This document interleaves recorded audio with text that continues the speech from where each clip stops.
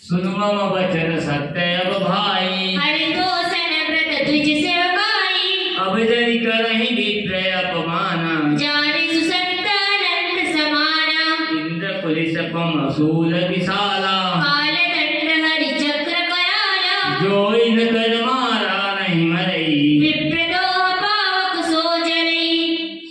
अस विवेक राख्यो मन माही, तुम कहा जग दुर्लभ कछु नाहि। और एकासी मोरी, अमृत हत घटी होई तोरी।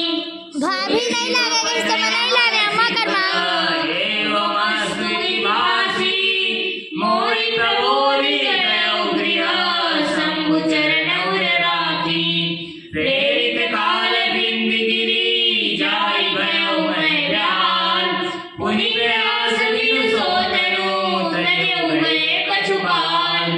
जोई तनु धरऊ तजौ पुनि, जोई तनु धरऊ तजौ